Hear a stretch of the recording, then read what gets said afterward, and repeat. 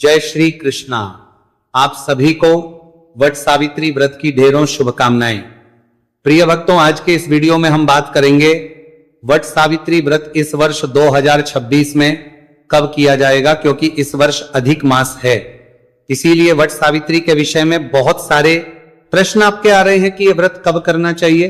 पहला प्रश्न, क्योंकि यह ज्येष्ठ पूर्णिमा पर भी कुछ प्रांतों में होता है और कुछ प्रांतों में ज्येष्ठ अमावस्या पर होता है, तो इसका किस प्रकार से विधान है, कब हमें यह व्रत करना चाहिए, इस वर्ष बताएंगे आपको कि पहली बार जो व्रत करना चाहती है माताएं बहनें, वो कर सकती है या नहीं कर सकती है, क्या प्रभाव इस पर अधिक मास का रहने वाला है, वट सावित्री व्रत की विधि क्या होती है, कैसे हमें यह व्रत करना चाहिए, इस व्रत के नियम क्या होते हैं, क्या खाते हुए या जल पीते हुए या बिना जल पिए हुए, किस प्रकार से हमें यह व्रत करना चाहिए, कब यह व्रत पूर्ण होता है, पारण कब करना होता है, इस प्रकार से संपूर्ण जानकारी वट सावित्री व्रत के विषय में इस वीडियो में आपको प्रदान की जाएगी।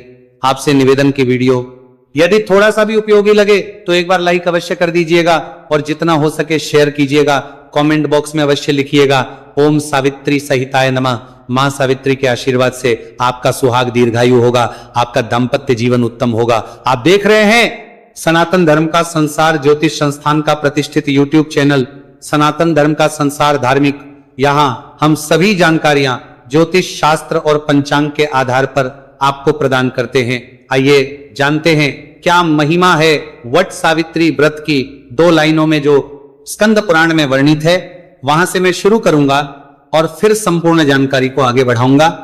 प्रिय भक्तों, वट सावित्री व्रत ये पति के निमित्त, पति की लंबी आयु के लिए किया जाने वाला और दाम्पत्य जीवन के लिए, अच्छे दाम्पत्य जीवन के लिए किया जाने वाला बड़ा ही कल्याणकारी व्रत है। जिस तरह से कुछ प्रांतों में करवा चौथ का व्रत महत्वपूर्ण है, वैसे ही यह वट सावित्री व्रत भी अत्यंत महत्वपूर्ण होता है।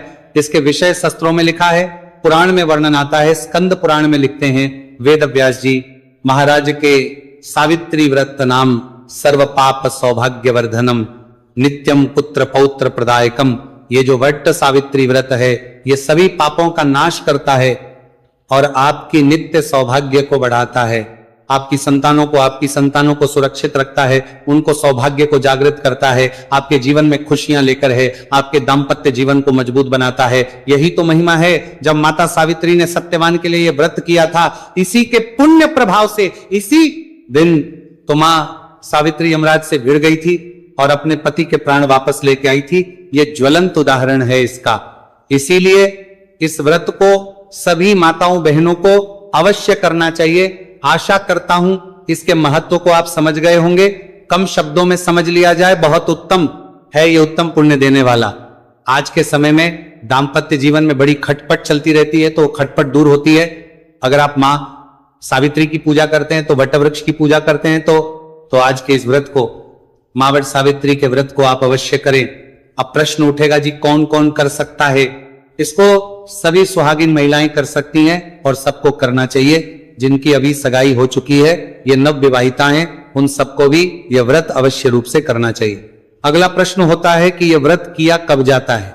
प्रिय भक्तों, यह व्रत किया जाता है ज्येष्ठ मास की अमावस्या पर। उत्तर भारत ये व्रत ज्येष्ठ अमावस्या पर किया जाता है। वहीं दक्षिण भारत की बात करें, हम कहें कि गुजरात, महाराष्ट्र आदि प्रदेशों की बात करें, तो यह ज्येष्ठ मास की पूर्णिमा पर किया जाता है। इस वर्ष यह कब किया जाएगा, क्योंकि अधिक मास है, तो इसीलिए ज्येष्ठ में इस बार 2 अमावस्या और 2 पूर्णिमा आने वाली है। तो अधिक पूर्णिमा अधिक अमावस्या पर करना है या शुद्ध ज्येष्ठ की अमावस्या पूर्णिमा पर करना है। इसके विषय में जानकारी मैं आगे प्रदान करूंगा। पहले बता दूं कि ये व्रत किया कैसे जाता है। प्रिय भक्तों, यह है, इसको करने की विधि है, निर्जल प्रातः काल उठ के स्नान आदि करें। गंगा जल युक्त जल से आप स्नान करें, बहुत उत्तम है। मां गंगे का स्मरण करते हुए आप स्नान कीजिए। स्नान आदि करके स्वच्छ वस्त्र धारण कीजिए। वस्त्र के विषय में विशेष सवाल आता है कि क्या नए वस्त्र पहनना ही आवश्यक है क्या। देखिए, ये आपकी क्षमता पर है। अगर आप नए वस्त्र ला सकते हैं, बहुत उत्तम है। अगर नहीं ला सकते तो कोई बात नहीं, आप पुराने पहने, लेकिन स्वच्छ वस्त्र, धुले हुए साफ वस्त्र होने चाहिए और उनका रंग जो सुहाग के हो, लाल रंग का हो तो सर्वोत्तम कहा गया है। लाल रंग पहने सुहाग की जितनी भी निशानियां कही गई हैं उन सबको आपको आज धारण करना चाहिए। मंगलसूत्र पहनना चाहिए, मांग में सिंदूर लगाना चाहिए, बिंदी, चुटकी आदि सभी पहनने चाहिए। जैसे एक नवविवाहिता का श्रृंगार रहता है उसी प्रकार से सभी सुहाग की वस्तुओं को पहन के आपको अपना श्रृंगार करना चाहिए। श्रृंगार करने के बाद वट वृक्ष की जड़ों में पूजन किया जाता। अब आप कहेंगे पंडित जी इसको व्रत को करते कैसे हैं? तो देखिए, सुबह उठने के बाद स्नान आदि से निवृत्त होके तैयार होके आप पूजा करेंगे वट वृक्ष की। तो संक्षेप में पहले पूजा की विधि जान लेते हैं, फिर मैं बताऊंगा कि इस व्रत को करना कैसे है, इसमें क्या खाना है क्या नहीं खाना है, जल पीना है कि नहीं पीना है। तो थाली सजाइए पूजा के लिए। पूजा की थाली में कुछ सामग्री आवश्यक है, जैसे भीगे हुए चने, रात्रि को ही चने भिगो दीजिएगा थोड़े से, वो पूजा में अवश्य प्रयोग होंगे। भोग प्रसाद के रूप रोली, मोली, पान सुपारी यदि हो तो वह ले लीजिएगा, अन्यथा केवल रोली मोली लीजिए। धूप दीप लीजिए, अक्षत अवश्य ले लीजिएगा, लोटे में जल लीजिएगा, एक कलश ले लीजिएगा, कलश भी स्थापित किया जाता है। नारियल हो तो आप नारियल भी रख लीजिएगा। लाल रंग का एक वस्त्र लीजिएगा। ये सारी सामग्री एकत्र कीजिए और पूजा स्थल पर पहुंचिए। अब प्रश्न उठता है जी कि हमारे यहां तो बरगद का पेड़ ही नहीं है, क्योंकि इसकी पूजा की जड़ों में ही की जाती है। जिनके यहां बरगद का पेड़ ना हो तो इसका एक ऑप्शन यह हो सकता है कि आप बरगद की कोई टहनी तोड़ के ले आए, कोई डंडी तोड़ के ले आए जिसमें पत्ते भी हो, उसको अपने घर में किसी गमले में लगा दे और उसको बरगद समझ के उसकी पूजा करें। तो आप बरगद का जो भी आपके पास पेड़ है तो पेड़ पे जाके स्थान पर बैठे, और अगर घर में लगाया है अपने गमले में तो वहां पे साफ सफाई कीजिए, अच्छे से बरगद की जड़ों में को स्थापित कर दीजिए। कलश के नीचे थोड़े से गेहूं के दाने रख दीजिएगा, या बाजरा है तो बाजरा, अगर चावल है तो थोड़े से चावल रख दीजिए, उसके ऊपर कलश को विराजमान कीजिए। कलश पर पूर्ण पात्र रखिए और उसके ऊपर नारियल को रख दीजिए। अगर लाल वस्त्र लाए हैं तो वो उस पर लपेट दीजिए। इसके बाद आप वटवृक्ष जो है ना उनको 4 बार जल देंगे। 4 बार जल देने का जो मंत्र है वो मैं आपको बता रहा हूं, जल कैसे देना है। देखिए, सबसे पहले फिर अर्घ्य, फिर आचमनी और तदोपरांत स्नान, इसीलिए 4 बार जल दिया जाना चाहिए। मंत्र में बता देता हूं, 4 बार के मंत्र रहेंगे। पहले जल अर्पित कीजिए, ओम वटदेवाय रूपाय नमः। दूसरी बार जल देंगे तो बोलिएगा ओम ब्रह्म रूपाय नमः। तीसरी बार जल दीजिए ओम सावित्री सहिताय नमः और ओम सावित्री देवाय सहिताय नमः। चौथी बार ये बोलते हुए जल अर्पित कर दीजिए। इस प्रकार 4 बार आपने जल अर्पित करना है। जल अर्पित करने के बाद तिलक लगाइए, अक्षत अर्पित कीजिए, पुष्प हैं पुष्प अर्पित कीजिए, माला है तो माला पहनाइए और धूप तथा दीप को प्रज्वलित कीजिए। धूप दीप दिखाइए, धूप दीप दिखा के भोग के रूप में अगर आप मिठाई आदि लाए हैं तो वह अर्पित कीजिए, अन्यथा अधिकतर प्रांतों में भीगे हुए चने ही अर्पित किए जाते हैं, तो वह भीगे हुए चने भोग के रूप में अर्पित कीजिए और उसके बाद जल अर्पित कर दीजिए आचमनी के रूप में। दक्षिणा को चढ़ाना चाहते हैं, दक्षिणा चढ़ा दीजिए और हाथ जोड़कर नमस्कार कीजिए। फिर आप उसकी परिक्रमा करेंगे वटवृक्ष की। कच्चा सूत अगर आपके पास है तो कच्चा सूत लीजिए, अन्यथा आप मौली ले सकते हैं। वो प्रत्येक परिक्रमा पर लपेटते जाइएगा, लपेटते जाइएगा। परिक्रमा आप 5 कर सकते हैं, 11 कर सकते हैं, 21 कर सकते हैं, 51 कर सकते हैं, 108 कर सकते हैं, आपकी अपनी पर है। जितना आप कर पाए उतनी कीजिए। गर्मी का समय है तो आपकी जैसी सामर्थ्य है उसके अनुसार परिक्रमा कीजिए। परिक्रमा करने के बाद हाथ जोड़ के नमस्कार कीजिए और वट वृक्ष के नीचे बैठकर ही वट सावित्री व्रत कथा सुनिए या पढ़िए। आपके पास कथा नहीं है तो आपके लिए हम प्रत्येक वट सावित्री व्रत पर कथा अपलोड करते हैं, जो पुराणों में वर्णित कथा होती है। आप जानते हैं कि हमारी 4 पीढ़ियां पांडित कर्म में बीती है, तो हमारे पास वो सभी है जो उस विशेष रूप से व्रत आदि के लिए बनी है। तो जो कथा पुराणों में लिखी गई है इस व्रत के लिए, वह कथा हम आपके लिए रिकॉर्ड करेंगे। वो कथा कीजिए, फिर आरती कीजिएगा और तदोपरांत आप अपने घर के लिए प्रस्थान कर सकते हैं। और घर में पूजन कर रहे हैं तो बहुत अच्छी बात है। इस प्रकार से आप इस व्रत को करेंगे। अब क्योंकि व्रत कर रहे हैं तो आपको संकल्प अवश्य लेना चाहिए। संकल्प आप सुबह सुबह उठ के अपने घर के मंदिर के सामने भी ले सकते हैं, और आप चाहे तो जब वट सावित्री का पूजन कर रहे हैं वहां पर भी बैठने के बाद पहले संकल्प करें, फिर पूजन करें। करने के लिए अपने सीधे हाथ पे थोड़ा सा जल लीजिए, अक्षत लीजिए, पुष्प लीजिए और दक्षिणा के रूप में 1 रुपए का सिक्का कम से कम रख सकते हैं, अधिक जो रखना चाहें रख सकते हैं।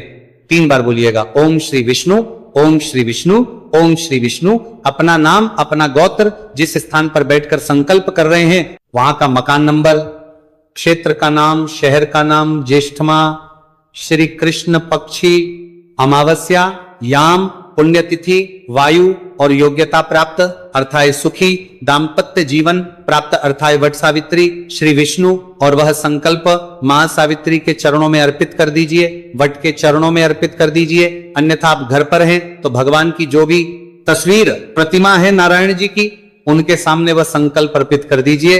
हाथ जोड़कर नमस्कार कीजिए कि हे मां सावित्री, मैं आज आपके निमित्त ये व्रत कर रही हूं, मेरे सुहाग की सदा रक्षा करना और मेरा दाम्पत्य जीवन सदा खुशियों से भरा रहे। इस प्रकार से आपने संकल्प करना है। पूजा की विधि मैंने बता दी है, ऐसे पूजन कर लीजिएगा। जल की बात करते हैं, देखिए आप इसको निर्जला कर सकती है, अगर आपका शरीर साथ देता है, सामर्थ्य है तो पूरा दिन निर्जल रहिए। अगले दिन आप जल का पान करेंगे। दूसरा, सजला कर सकते हैं, जब तक आप पूजा नहीं करती तब तक बिना जल पिए रहिए, उसके बाद जल पी लीजिए। आप इसका फल आहारी भी कर सकते हैं कि आप फल आहार कर लें, और अगर आप निर्जल कर रही है तो फिर तो फल आहार होगा ही नहीं और अगले दिन का पारण किया जाता है। ये विधि है, इस व्रत को करने के नियम भी इसी में आ गए हैं कि कैसे हमें करना चाहिए। अब एक बड़ा सवाल यह है कि इस वर्ष क्योंकि अधिक मास है तो क्या हमें वट सावित्री व्रत जो हमारी माताएं बहनें शुरू करना चाहती हैं उनको करना चाहिए शुरू या नहीं करना चाहिए। देखिए, यूं तो ये अधिक मास से पहले व्रत आ रहा है, परंतु इसका पारण कब होगा? इसका पारण अधिक मास में प्रतिपदा को ही होगा, अधिक ज्येष्ठ शुक्ल प्रतिपदा को इसका पारण होगा। इसीलिए जो भी माताएं बहनें पहली बार व्रत करना चाहती हैं वो व्रत ना करें तो उत्तम रहेगा, क्योंकि जो अधिक मास होता है तो उसमें कोई भी नया व्रत ना शुरू किया जाता है, ना ही उद्यापन किया जाता है। तो आप अगले वर्ष से इस व्रत को उठाइएगा। आप पूजा कर सकते हैं, मां सावित्री की कथा सुन सकते हैं, व्रत ना कीजिएगा। यहां आपके प्रश्न आते हैं कि चाय पी सकते हैं क्या? अगर आप निर्जल व्रत कर रहे हैं तो आपको नहीं पीनी चाहिए, सजला रहे हैं, फलाहार करते हुए कर रहे हैं तो पी सकते हैं, परंतु मूलतः हमें सदा इसके त्याग के पक्ष में ही हूं, क्योंकि शास्त्र कहते हैं कि हमें व्यसन युक्त कोई भी वस्तु व्रत में नहीं ग्रहण करनी चाहिए। और अगर आप शास्त्रीय विधान के अनुसार देखें तो चाय जो है एक प्रकार के नशीले पदार्थ में ही आती है, तो आप अगर चाय का सेवन ना करें तो सबसे उत्तम रहेगा। अब बात करते हैं कि यह वट सावित्र व्रत इस वर्ष 2026 में किया कब जाएगा। तो प्रिय भक्तों, जैसा कि मैंने बताया, वट सावित्री व्रत ज्येष्ठ मास, शुद्ध ज्येष्ठ